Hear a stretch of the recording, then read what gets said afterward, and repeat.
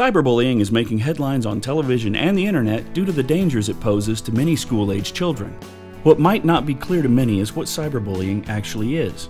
According to Dr. Samir Hinduja and Dr. Justin W. Patchen at the Cyberbullying Research Center, cyberbullying is willful and repeated harm inflicted through the use of computers, cell phones, and other electronic devices.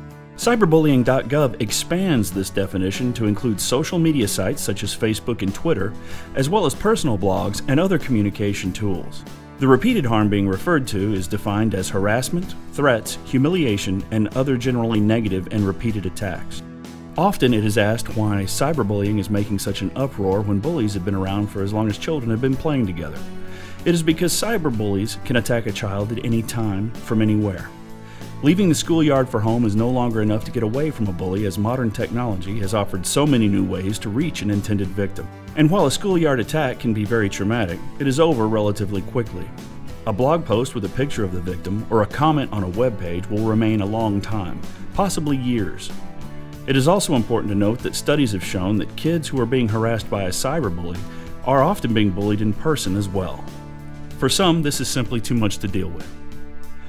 According to the 2011 U.S. Youth Risk Behavior Surveillance Nationwide Report, over a 12-month period, 16.2% of students surveyed between grades 9 through 12 had been the victim of a cyberbully through one of the following: email, chat rooms, instant messaging, websites, texting. This study took place September 2010 through December 2011 and included 43 states and 21 large urban school districts. Of this group, females were 22.1% more likely to be bullied than males. In the 30 days before the survey began, 5.9% of students had missed at least one day because they felt they would not be safe at school. Of this group, the highest percentage was among Hispanic females at 9.6%. While it is possible to prevent access to a cell phone, children actually need a computer. Even a computer with the latest and greatest content blocking software may miss something, and the children themselves are going to want to participate in online social networking in some form.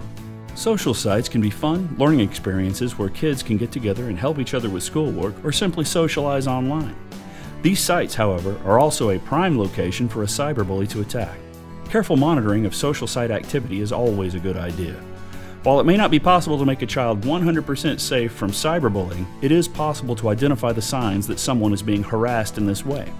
According to StopBullying.gov, children who are being harassed by a cyberbully are more likely to have an increase in health issues, show an unwillingness to attend school, lose self-esteem, experience bullying in person, have a sudden drop in grades, skip school, no longer show interest in computers or other technology, begin smoking and or using alcohol and drugs, experience unexplained weight loss or gain. In many cases, children will experience suicidal thoughts and in more extreme cases, suicide attempts. Parents must be vigilant when it comes to the behaviors outlined above, because in many cases, a child won't come forward with a problem like this, even if familial relationships are healthy and communication is open and frequent. More often than not, it is the parent that must initiate the conversation and dig for information. The first and most important thing an adult can do is set internet ground rules from the very beginning. Limiting the amount of time a child is on the internet, as well as being very clear what is acceptable and what isn't, is extremely important. Being aware of where a child is going on the internet, as well as whom they are speaking with, is clearly also very important. This should be looked at no differently than knowing where a child is after school or where they're walking to. There are many tools that can help monitor a child's online activity, including YouKnowKids.com. This service organizes a child's social media interactions from Facebook, Twitter, MySpace, and Instagram all in one place, making them much easier to monitor. NetNanny. Parental controls allow content filtering to better limit where children go on the internet, and email reports are sent on what is blocked as well as sites visited. Online chat is monitored as well. Be Secure Online is a combination of multimedia and social network blocking features that also protects against attempts to circumvent the software through the use of proxies and encryption.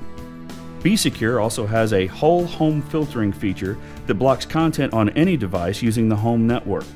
This can make monitoring multiple devices easier by using a single point of control. This software can help parents monitor their children, but there is no substitute for direct involvement. It can often be helpful to make sure kids understand that their actions are being observed, as opposed to secretly monitoring them.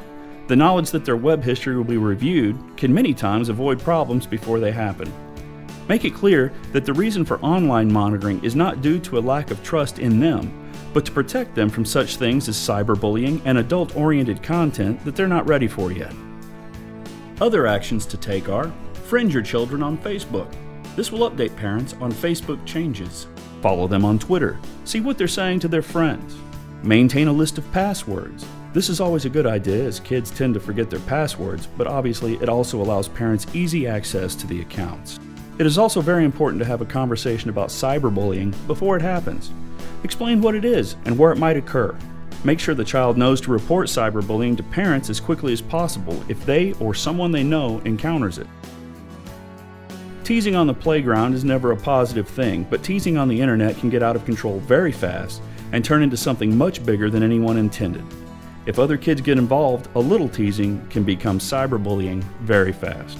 If a child is currently being harassed by a cyberbully, keep all evidence of cyberbullying with dates, times, and descriptions of the incidents. Take screenshots and print messages. Use the evidence to report the cyberbully to cell phone and internet service providers. Report the abuse to any social media sites being used. This behavior is a violation of the terms and conditions of these services. Learn how to block users. Social media sites will allow users to block accounts, and cell phones can block phone numbers. Report the cyberbully to their school. Some states have laws that protect students from off-campus attacks that lead to a hostile environment in school. Be sure to speak with your child's school on their policies. In some cases, a cyberbully escalates behavior beyond these steps.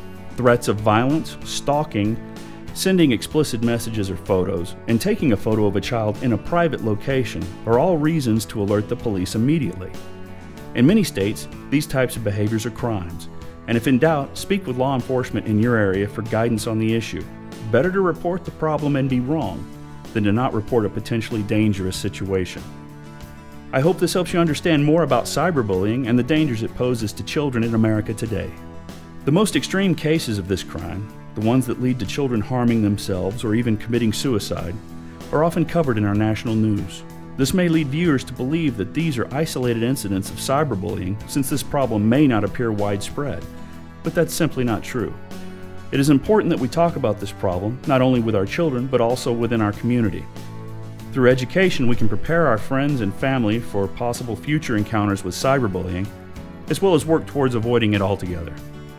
Thanks for visiting High Speed Internet Access Guide. If you found this information helpful, please let others know. Send us your questions and comments via Twitter to the account below.